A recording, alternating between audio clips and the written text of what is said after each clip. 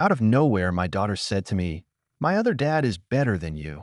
I thought this was the most unfortunate thing I was going to hear until my mother-in-law spoke. What was worse? My wife broke my heart even further. So I had to act as a man. Hello, thank you for your continuous support. This means a lot to us. If you enjoy the stories we share, kindly subscribe to this channel. It will be great if you can leave a comment on which city you are watching from. We might just give you a shout out in our next story. Today's special shout out goes to Jean from South Africa. We are glad you enjoy our stories. Now let's dive into the details of today's story. I had envisioned a peaceful evening, a warm, home-cooked meal, laughter filling the dining room, and the simple comfort of my family gathered around a table. But in just a few moments, everything I thought I had built came crashing down. Sophie, my 8-year-old daughter, sat across from me, twirling her fork in her pasta, her small face scrunched up in dissatisfaction. Then, without warning, she blurted out the words that would haunt me for the rest of my life. "My other dad is better than you." The air in the room thickened, and for a moment I thought I had misheard her. I set my fork down, my hands suddenly feeling heavy. "What did you say, sweetheart?" I asked, forcing a calm I didn't feel. Sophie rolled her eyes in that exaggerated way kids do when they think adults are just too slow to understand. "You heard me. My other dad is better than you." A sharp chuckle came from my left. Olivia's mother, the ever-judgmental Claudia, leaned back in her chair, arms crossed over her chest. There was no shock on her face, no attempt to correct Sophie. Instead, she smirked, her eyes gleaming with something I couldn't quite place: satisfaction. "You should leave us in peace," she said, as if this were a decision long made, and I was merely the last to find out. I turned to Olivia, expecting, no needing her to say something, to step in and correct our daughter, to at least show some sign of discomfort at her mother's cruel remark. But she just sat there, expressionless, stabbing at her food as if this wasn't her problem. Something in me cracked. The room suddenly felt foreign. The walls of my own home, the place I had worked tirelessly to provide for them, now felt like they were caving in. I forced myself to stay composed, swallowing the anger that threatened to rise. "Olivia," I said, my voice low and firm, "is there something you want to tell me?" She didn't look up, didn't acknowledge me, just kept eating. I sat back in my chair, heart pounding, feeling like a stranger in my own life. The rest of the dinner passed in tense silence. My appetite was gone, but I forced myself to remain in my seat, watching, waiting, searching for some sign, some explanation. But none came. After the plates were cleared and the house settled into the quiet of the night, I stayed awake in my study, sipping whiskey and replaying the moment over and over in my head. Sophie's words, Claudia's smugness, Olivia's silence. I had seen cracks in my marriage before, but I had brushed them aside, thinking they were just part of the natural ebb and flow of life. Now I wasn't so sure. Then I heard it, a whisper. I wasn't sure at first. The house was large, and sounds had a way of carrying strangely at night. But then another voice, softer, more urgent. I placed my glass down carefully, my pulse quickening. Rising from my chair, I moved quietly down the hall, past the dimly lit staircase, following the hushed voices toward the master bedroom. The door was slightly ajar. I held my breath and listened. "It's only 2 more weeks, Mom," Olivia whispered. My stomach turned to ice. "We've been patient this long. The lawyers said we just have to wait until the assets finalize. Then we leave. He won't even see it coming." My grip tightened on the doorframe. "Good," Claudia responded, her voice filled with venom. "He doesn't deserve to come out of this with anything. Not after everything we planned. And don't forget, I warned you not to marry him. He was never one of us." I felt the breath leave my lungs. A year? They had been planning this for a year. Every forced smile, every half-hearted kiss, every empty "I love you." It had all been a performance. A slow, calculated con to bleed me dry and leave me discarded. Rage burned through me like wildfire. I wanted to storm in, to demand answers, to drag them both out into the cold night and make them explain themselves. But I didn't. Instead, I took a deep breath. Then another. A man who acts in anger is a man who loses. And I was not going to lose. I turned and walked away, my footsteps silent on the hardwood floor. I wasn't going to confront them. I wasn't going to argue or beg. No. I was going to end this on my terms. And when I was finished, they would regret ever thinking they could play me for a fool. I didn't sleep that night. How could I? Every whispered word I had overheard replayed in my mind, each one slicing through me like a blade. Olivia, the woman I had once trusted, the mother of my child, had been planning my downfall for a year. And I had been blind to it. But not anymore. By the time the first hint of dawn stretched across the sky, my decision was made. I wasn't going to beg, argue, or give them the satisfaction of a confrontation. No, I was going to handle this the way a man should, silently, swiftly, and with absolute precision. I reached for my phone and dialed the one person I knew I could trust in moments like these. Ethan, came the groggy voice of David Langley, my attorney and an old friend. It's 6 in the morning. What's going on? I need you to draft divorce papers. No. There was a pause, and then a sharp intake of breath. David had handled some of my business disputes before, but this was different. Are you sure? He asked. What happened? I have proof that Olivia has been planning to leave me for over a year. She's waiting for assets to finalize before making her move. I want to hit her first, before she even sees it coming. David was fully awake now. All right, I'll get started immediately. Do you want to negotiate, or are we going scorched earth? Scorched earth, I said without hesitation. I want everything locked down, accounts, investments, properties. By the time she wakes up, I want her to have nothing. Understood, he said, already typing in the background. I'll draft the papers and have them ready in a few hours. You should gather anything personal you need and get out of there before she catches on. I'm already on it. I hung up and moved quickly. I didn't bother packing much, just essentials. A couple of suits, my passport, some personal documents, and the one thing that mattered most, evidence. Over the past few months, I had noticed strange transactions, withdrawals Olivia couldn't explain, money moving in ways that didn't add up. At the time, I had convinced myself it was nothing. Now I knew better. I pulled out my laptop and accessed the security footage from my home office. Olivia had been careful, but not careful enough. She hadn't realized that my private study had a hidden camera, something I had installed years ago for security reasons.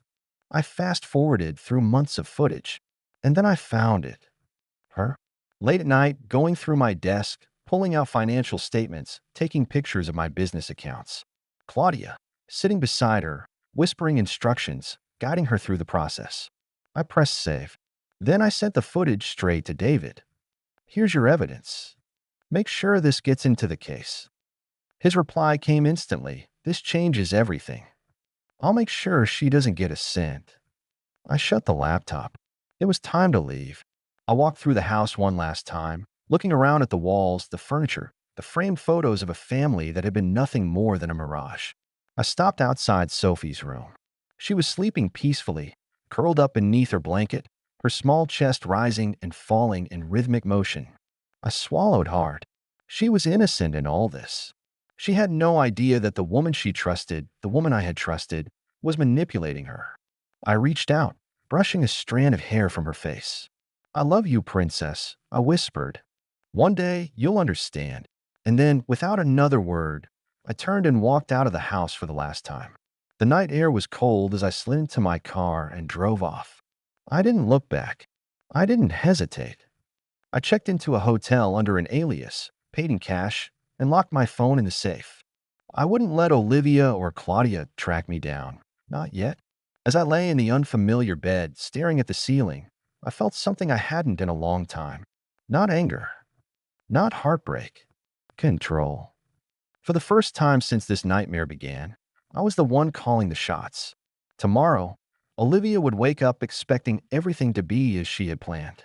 Instead, she would find her world collapsing around her, and I would be long gone. I woke up early the next morning, not because I had to, but because I wanted to be awake when Olivia's world shattered. It had only been a few hours since I walked out of that house, my house, but I wasn't looking back. Not for a second. I had spent too long being blind, too long trusting the wrong person. That ended today. My phone buzzed. A message from my lawyer. Divorce papers served.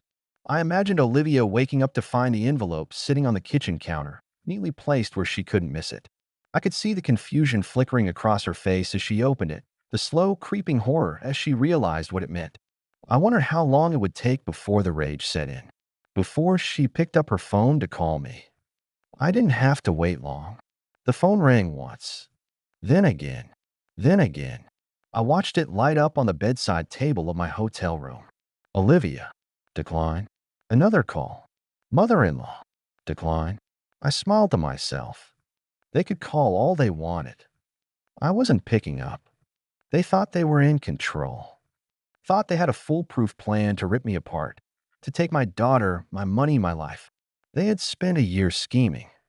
And yet, they had never once considered the possibility that I might not play by their rules. They underestimated me. A few hours later, the first real panic must have set in. That's when Olivia tried to log in to our joint bank accounts and found nothing.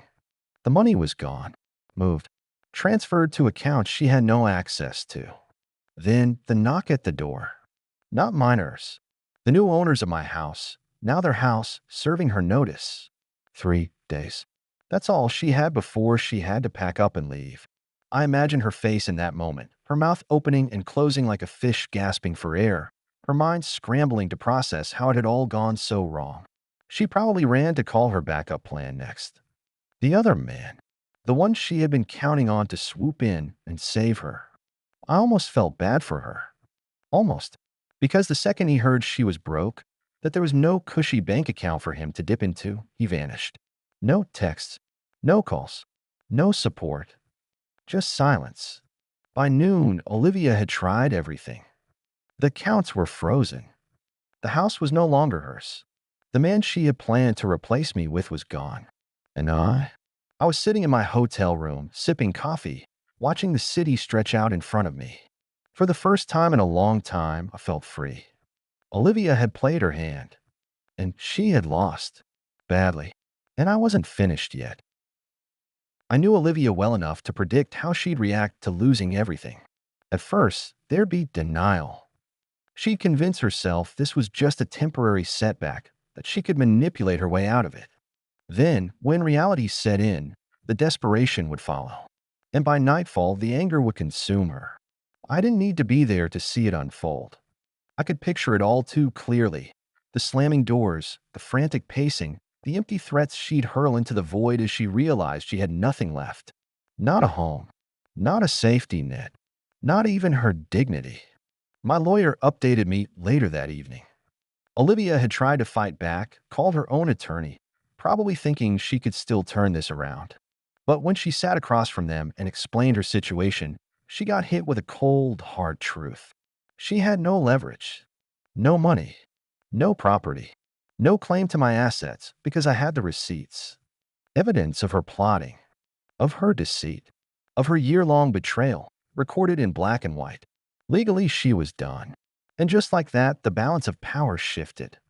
For the first time in our marriage, Olivia had no control over me. Her mother, who had played her part in this disaster, wasn't faring much better. When Olivia had been sitting at my dinner table, smirking while her mother told me to leave them in peace, she must have thought they'd be celebrating their victory soon. No, they were barely speaking. Blame is a funny thing. When everything falls apart, people start looking for someone to point a finger at. And Olivia's mother had chosen her own daughter. You ruined everything.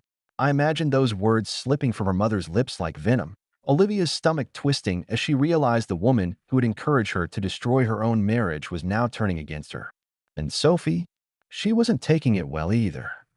A child doesn't always understand the complexity of betrayal, but they can feel when something is wrong. And Sophie, sharp, observant, and smarter than Olivia gave her credit for, was beginning to see the cracks. I heard from a mutual friend that she had started asking questions. Why did Daddy leave? Why is Mommy always mad? When can I see him? Questions Olivia couldn't answer without exposing the truth.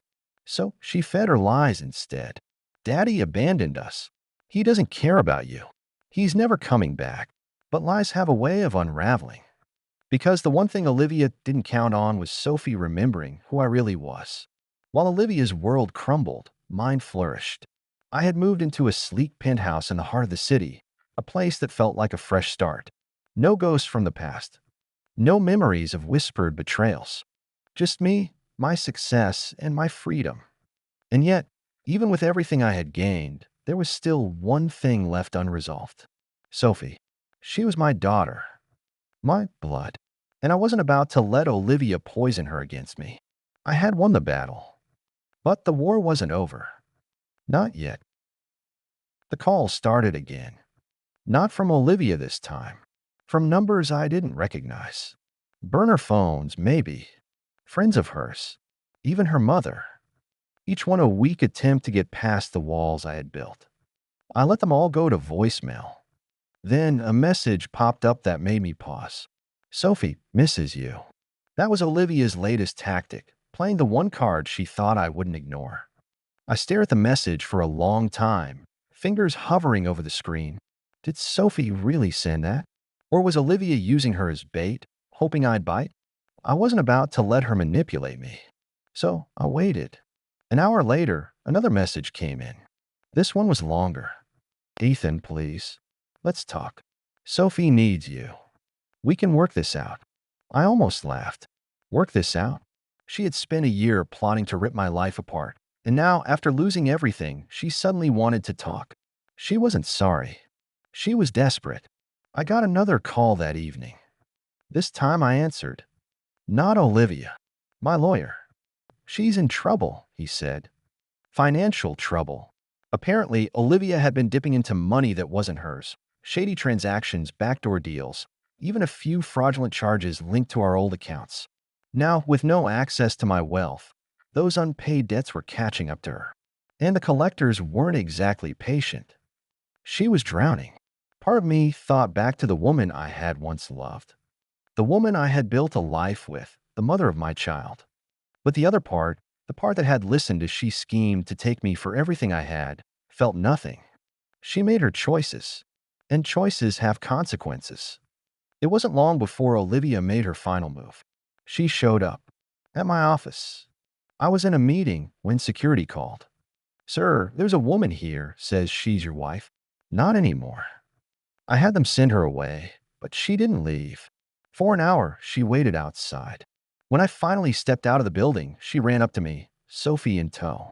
I looked down at my daughter, her big brown eyes searching mine. Daddy, she whispered. Something in my chest tightened. I crouched to her level. Hey, sweetheart. I miss you, she said, voice barely above a breath. Why won't you come home? I flicked my gaze to Olivia, who stood silently behind her, eyes pleading. This was her plan. To make me break. To make me forget. But I wasn't the man she used to manipulate.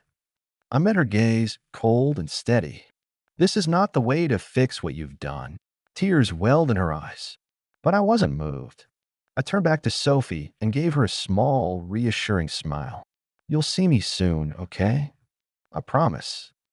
I wouldn't let Olivia use her as a weapon. And I wouldn't let her win. This wasn't over yet. I knew it was only a matter of time before Olivia made her final move. She had lost the house, the money, the future she thought she had secured by betraying me. And now her last gamble was standing right in front of me, eyes red, voice shaking. Ethan, please. Just hear me out. We were in a small cafe downtown, a neutral place where she had begged me to meet her one last time. Not for her. For Sophie. At least, that's what she claimed. I leaned back in my chair, arms crossed, giving her nothing. Go ahead. She swallowed hard, gripping the coffee cup in front of her like it was the only thing keeping her steady. I made a mistake, she admitted, voice barely above a whisper. A bitter chuckle escaped me. You made a mistake? Her eyes darted around the room, as if searching for an escape. She had always been good at playing the victim, at twisting the narrative to make herself look like the one who had been wronged. But I wasn't playing her game anymore. She let out a shaky breath. I listened to my mother. She said you'd never see it coming. That I deserved better. That we deserved better. And better was stealing from me? She flinched. I thought he would take care of me. There it was. The man she had thrown our marriage away for the so-called better option had abandoned her the second he realized she was broke. It wasn't love. It was greed.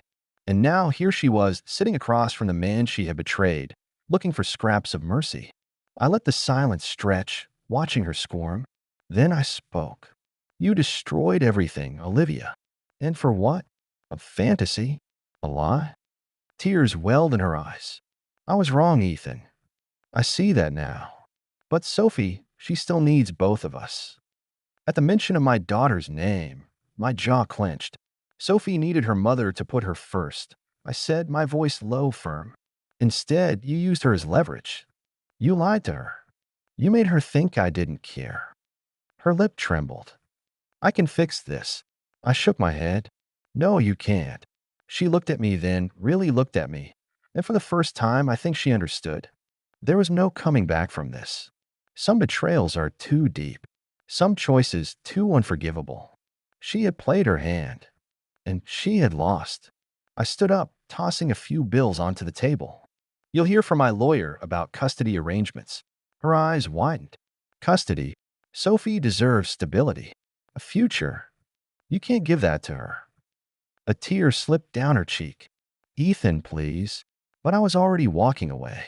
This was her reckoning. And I was done. Few days later, we were in court.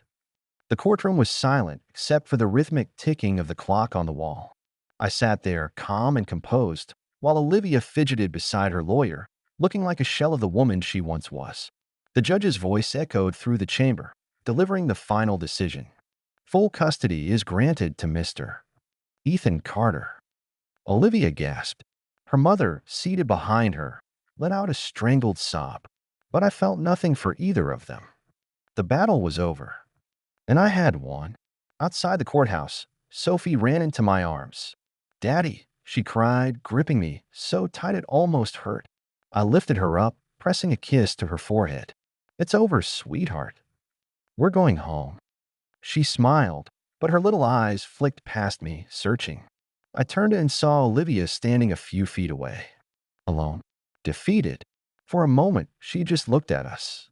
Maybe she was waiting for sympathy. Maybe she thought I'd offer a second chance, a way back in. But there was nothing left to give her. I wasn't her safety net.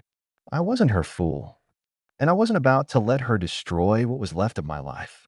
She opened her mouth like she wanted to say something. I didn't wait to hear it. I turned, carrying Sophie to the car, never looking back. The house I bought was far from the one Olivia and her mother had tried to steal from me. It was better. Fresh start. As I tucked Sophie into bed that night, she looked up at me, her big brown eyes filled with something I hadn't seen in a long time. Peace. Are we safe now, Daddy? She asked softly. I brushed her hair back, nodding. Yes, sweetheart. We are? She smiled, curling up under the blankets. Within minutes, she was asleep. I stood there for a long time, watching her breathe, letting it all sink in. Everything they had taken from me, I had taken back, and more. Because now, I had something far more valuable than money, than revenge. I had my freedom. I had my daughter. And as I turned off the light and walked out of the room, I knew one thing for sure. I had won. If you enjoyed this thrilling story of betrayal, revenge, and redemption, don't forget to like, comment, and subscribe for more gripping tales. What would you have done in Ethan's shoes? Let us know in the comments below. Stay tuned for more stories that will keep you on